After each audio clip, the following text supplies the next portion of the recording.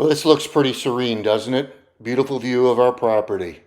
Well, this is what happens in our area. This is why Buffalo has the reputation that it does. This is not fabricated. These are actual photos of lake effect snow moving into our area. Hi folks, and welcome back to the channel. We sure do appreciate you joining us. If you like this content, you like our other videos, please give us a thumbs up. Obviously, we love it when you subscribe. Thanks to those that have. You can also click that little bell and it'll tell you every time that we put a new video out. So this is the first in a two-part series about winterizing our property and equipment. This is going to be more concerned with the property, and then we'll do a separate video on the equipment, the tractors and so on and so forth. Starts with fuel. And you can see I've got the regular gasoline tanks, and then I've got the 30-gallon diesel tank. Of course, also have the equipment gassed up, have gas in the generator. I use ethanol-free, gives us a little bit more shelf life. And then, of course, diesel in the big red 30-gallon rolling tank. This is a Craftsman 7,000-watt generator, gas-powered. It'll run about everything in the house, including the heater. November, March, we get some pretty high winds, and what happens is the soil is moisture laden at that point, and if we get high winds, it can bring down some large trees, them falling on the power lines, and all of a sudden, you know, we've got no power. So this is absolutely critical. I'm really excited about having this in the barn now. I used to have to drag it outside when we needed it. Now, very, very simple. You can see this door here. I've got this 30 amp cable, and I'll be plugging it into this right here. It'll go out the door. The cable will reach, and it'll plug in the house here. And then from here, obviously goes downstairs and goes into the transfer switch. So the main power comes in here, and this is our transfer switch that once the generator has kicked on, that I can simply flip these switches and it'll control just about everything in the house, including, and most importantly, the heater. This is the HeatFast 215,000 BTU torpedo heater. I specifically got this one because it's dual fuel. You can run kerosene or you could run diesel. I've got, as you saw, a 30-gallon diesel tank. I'm running diesel in the tractor. So I can eliminate one source of fuel. I've already got to have gasoline for the generators and for the X350 tractor, but without having to bring in a third fuel source, kerosene, to be able to run the heater. I'm excited about this to see how it does, see how loud it is, and you know what it does do here for the temperature in the barn, because we'll be doing an awful lot of projects this winter that you guys are going to see, and you know, it's pretty cold here. So I'd like to be comfortable if I can.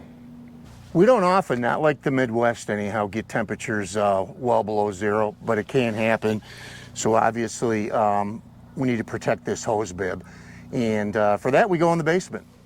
So this is the cutoff for the outside hose bib. I have one other, and I always just make sure that they're off.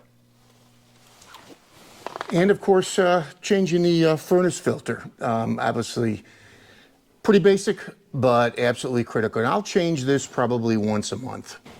This is part of it. We get a lot of leaves, especially in the back from the big birch tree.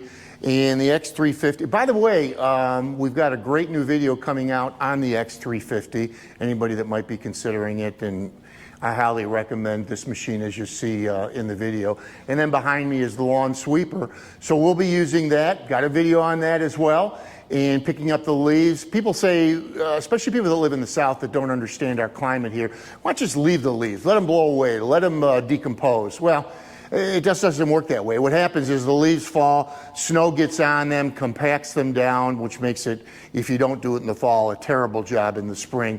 But more importantly, it'll stop the photosynthesis process as we get into spring, and you'll have bare spots all over your lawn. So getting the leaves up, or at least the majority of them, is pretty critical, and this makes it so simple. It's actually enjoyable. I like doing it.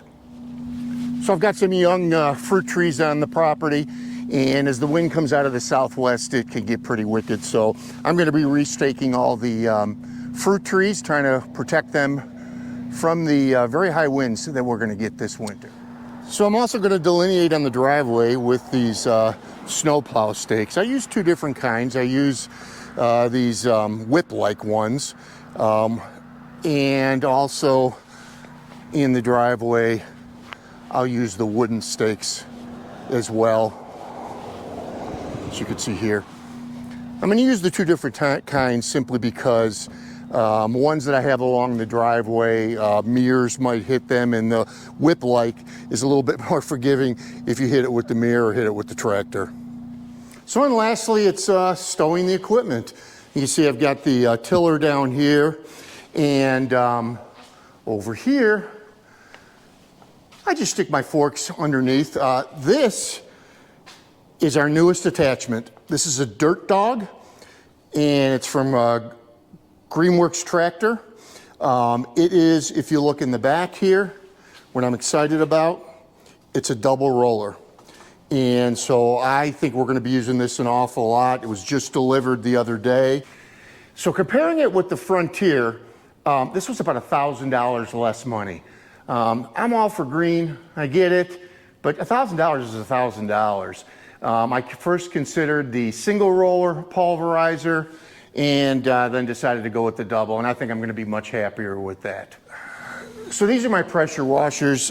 This is gas, that's electric. I just use it for different things. If I'm pressure washing the house, or I want a more powerful pressure washer, I'll go to the gas. But I gotta tell you, generally, the electric's just so simple. But each of them has to be winterized. It does store water in the pump, and if you don't winterize them, the pump will crack, and then, you know, at the cost of repairing them, even if you could find parts, at that time you're throwing away the pressure washer. And I don't have the cash to do that, so I try to take care of it. Pretty simple process, let me show you. All right, simple process, as I said.